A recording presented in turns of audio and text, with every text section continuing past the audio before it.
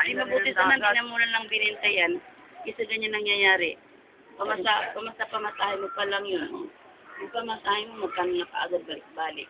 Pagkatapos na yung marami ka pang nilalakad na kung ano-ano, hindi ka nakakapagpapag. Dapat umpisa pa lang, inayawan mo na. Dahil alam mo na, may isipin mo na, kung gagawin gusto, ano kaya mangyayari. Hindi sumubot ka, kung kunting pera lang ibinigay sa'yo, umuo ka na. Dapat hindi ka pumayag sa ganung klase. Dahil mahirap yun eh. Hindi ko pala taglalakad eh. Tapos yung sinasabi pa niya Armin na nag-aeroplano ako, hindi mo naman nag-aeroplano eh. Nagbabarko lang ako. Kahit tanong ko dyan, minsan di pa nakasakay ng aeroplano yan. Natakot ako sa aeroplano. Hindi sabi niya, yung sabi nag-aeroplano ka. Yun lang sabi niya, kung yung sabi na nag-aeroplano. Yun yung nakarating sa akin, sinasabi ni Armin.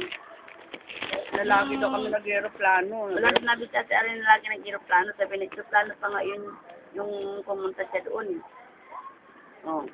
Dito ba, nag-aeroplano na siya? Pero hindi kasama si Jana, ikaw lang.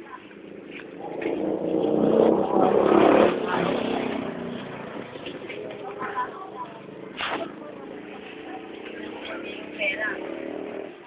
Pag bumalik ako doon, may pinalalakad sa akin.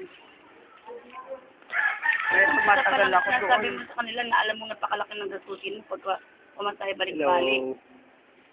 Dapat pinasabi mo lang, hindi mo kaya yun. Hindi ka naman dyan nakatira eh. Kung ayaw na dapat nagparap ka na ng iba na sila na mismo doon maglakad. Kaya binibenta mo yung lupa na ganyan.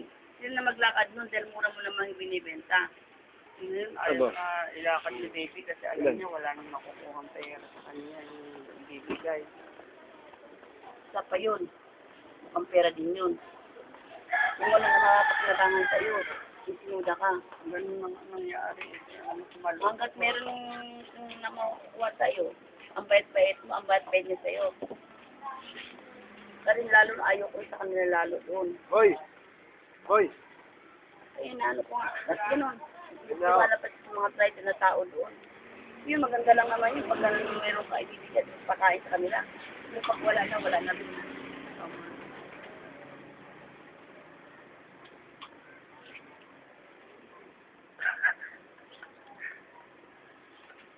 Aray! Mahala.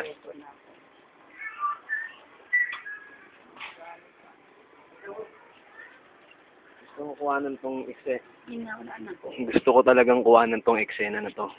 Siyempre mag-iiyakan pa kami. Yung titol ng bahay Nasa akin. Pinakita ko na nga kay Arlene eh. Ibig ko lang Talagang sabihin. kunan tong Yung titulo ng isang Kailan to, sinanla malapit ko, na pag matapos. umuwi ako nito, yun yung purpose ko, tutubusin ko dahil nag-usap na kami. tubusin daw yan. Ayan nga. Ay mga ano ha. Sabi niya ganun, Ate Nining, pag nagpadala ako ng Sinabi pa daw. pera, tubusin mo yung ano. Ang iniisip ko dito, Oh, may inisip na eh. ilang Inisip. taon na. Nag-inquire ako sa Amilyar. Oh, yan, nagka-inquirean na.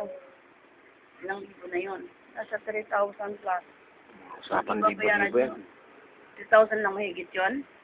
Oo, yata. Bigawan. Hindi ko alam kung 3,000, 6,000. Oh, yan ha. Yan. Nag-inquire na ako sa City Hall. Inisip ko na kung baka aabot ng 20 million sa lalayas na kami Hindi. dito. Hindi aabot ng 20 mil. Nag-inquire lang ako tong last year. Oh, yan. Nagka-inquire. Pumunta ako doon sa City Hall. Mo para mailalakad ng Nandiyan yung papel. mahulog-hulugan yung katupaan mo hanggang sa ma-update natin. So rito, alis lang yung pero kung totoo